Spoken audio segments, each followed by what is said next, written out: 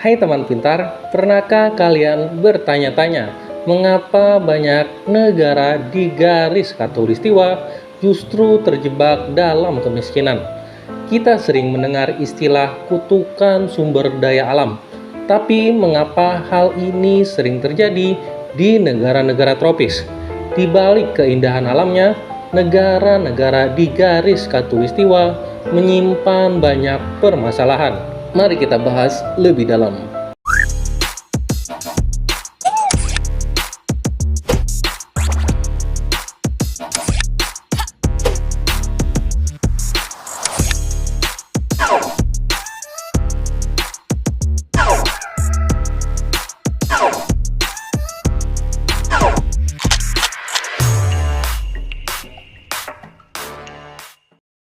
Pernahkah kalian berpikir mengapa banyak negara yang terletak di garis khatulistiwa justru terjebak dalam lingkaran kemiskinan? Kita sering mendengar istilah kutukan sumber daya alam. Nah, garis khatulistiwa ini bisa dibilang adalah sumber daya alam yang paling merata di bumi. Seharusnya negara-negara yang berada di sana kaya raya, tapi kenyataannya jauh dari harapan. Kita lihat saja sekarang negara Kolombia, Ekuador, Brazil, Uganda, dan tentu saja negara kita Indonesia itu adalah negara dengan tingkat kemiskinan yang tinggi. Sejarah telah mengajarkan kita sebuah pelajaran pahit, letak geografis yang strategis dalam kekayaan alam yang melimpah di garis khatulistiwa justru menjadi magnet bagi para penjajah. Bayangkan saja, rempah-rempah, emas, minyak bumi, dan berbagai komoditas berharga lainnya begitu mudah ditemukan di sini. Tak heran jika bangsa-bangsa Eropa berlomba-lomba untuk menguasai wilayah-wilayah ini. Sistem kolonial yang diterapkan saat itu benar-benar menghancurkan tatanan sosial dan ekonomi masyarakat lokal. Sumber daya alam dieksploitasi tanpa batas, sementara keuntungannya dinikmati oleh negara penjajah. Infrastruktur yang dibangun pun hanya untuk kepentingan kolonial, seperti jalur kereta api yang menghubungkan pertambangan dengan pelabuhan. Masyarakat lokal hanya dijadikan tenaga kerja murah dan tidak diberikan kesempatan untuk mengembangkan diri. Setelah merdeka, negara-negara di garis khatulistiwa sudah bebas dari belenggu kolonialisme. Namun, warisan buruk masa lalu masih terus menghantui. Infrastruktur yang rusak, utang yang menumpuk, dan ketergantungan pada komoditas ekspor membuat pembangunan menjadi sangat sulit. Fluktuasi harga komoditas di pasar global juga sangat berpengaruh terhadap perekonomian negara-negara di khatulistiwa. Ketika harga komoditas turun, pendapatan negara ikut anjlok, dan masyarakat pun semakin menderita. Letak geografis yang unik ini sering disebut sebagai berkah yang tersembunyi. Kenapa demikian? Garis khatulistiwa terkenal dengan sinar matahari sepanjang tahun dan curah hujan yang tinggi. Ini seharusnya menjadi keuntungan besar bagi pertanian. Namun, kenyataannya tidak sesederhana itu. Curah hujan yang terlalu tinggi dapat menyebabkan erosi tanah, banjir bandang, dan tanah longsor.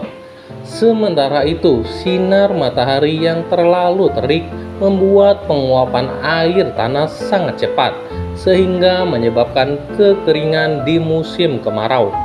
Selain itu, suhu udara di sekitar garis khatulistiwa cenderung sangat tinggi dan lembab. Kondisi ini sangat ideal bagi pertumbuhan berbagai jenis hama dan penyakit.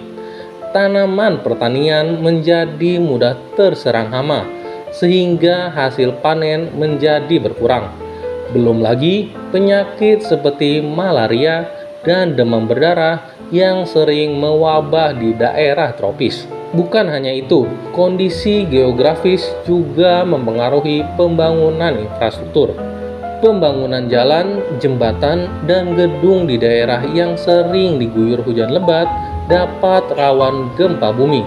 Tentu membutuhkan biaya yang sangat mahal.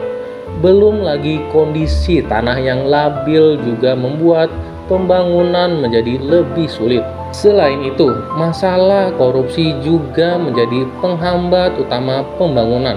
Uang hasil penjualan komoditas seringkali tidak digunakan untuk kepentingan masyarakat, melainkan untuk kepentingan pribadi segelintir elit penguasa. Proyek-proyek infrastruktur yang seharusnya meningkatkan kesejahteraan masyarakat justru mangkrak atau kualitasnya buruk. Situasi politik juga sangat mempengaruhi. Penggantian pemerintahan yang sering terjadi membuat kebijakan pembangunan menjadi tidak konsisten. Investor asing pun menjadi enggan menanam modal karena khawatir akan resiko politik. Seringkali mereka yang tinggal di garis khatulistiwa digambarkan sebagai orang-orang yang santai, kurang disiplin, dan lebih mementingkan kesenangan daripada bekerja. Stereotip ini meskipun tidak sepenuhnya benar, namun memiliki pengaruh yang signifikan terhadap persepsi dunia terhadap negara-negara di garis khatulistiwa. Kondisi geografis yang mendukung kehidupan yang santai, seperti iklim yang hangat dan sumber makanan yang melimpah, mungkin menjadi salah satu faktor penyebabnya.